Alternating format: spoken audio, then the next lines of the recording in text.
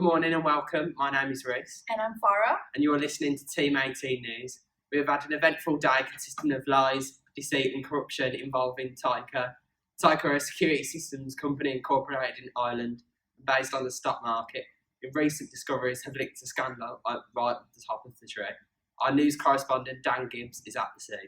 Thank you, Reese. So I'm joined here outside the court with the CEO of TYCO, Dennis Kozlowski, and the auditor on the case. So first of all, Dennis, could you tell me a little bit about what you've been charged with? Well, it's mainly fraud and embezzlement. My expenses are currently being scrutinised with paying my wife's party. Then there's the issue of £40 million of tax evasion, which I supposedly spent on art. Then there's the employee loan forgiveness scheme, where me and the other directors have been signing off on interest-free loans to one another.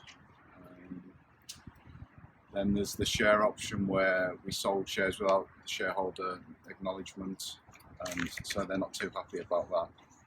So Dennis, I have to ask, are you guilty of any of this crime? I can't comment on speculation. I'll let a jury of my peers decide my fate. So now let's get a different perspective and talk to the lead partner on the audit, Scarlett. Yeah, first of all, let's talk about the expectation gap. What people believe auditors cover on company accounts and what they actually do are two separate things. Therefore, the emphasis on any wrongdoing our part is false.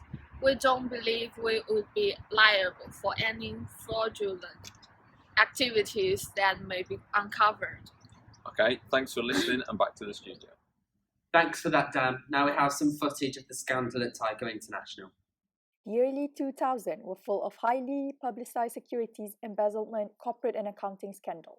WorldCom, Enron, Merrill Lynch, Smith Barney, and TYCO. TYCO was founded in the 1960s by Arthur Rexenberg to conduct experimental research for the government in commercial sectors. TYCO boosted sales through acquisitions in the mid-1960s to reach $41 million by 1969, up from $1 million in 1963. In 1997, security giant bought TYCO for $6.6 billion. In 2001, TYCO moved into the financial services industry by buying commercial lender CIT Group for $9.2 billion in stack of cash. In January 2002, TYCO announced plans to split itself to 4 publicly traded companies, and in April 2002, the company dropped plans to break up their industrial businesses. He had TYCO buy a $19 million apartment and decorated it with $11 million worth of stuff.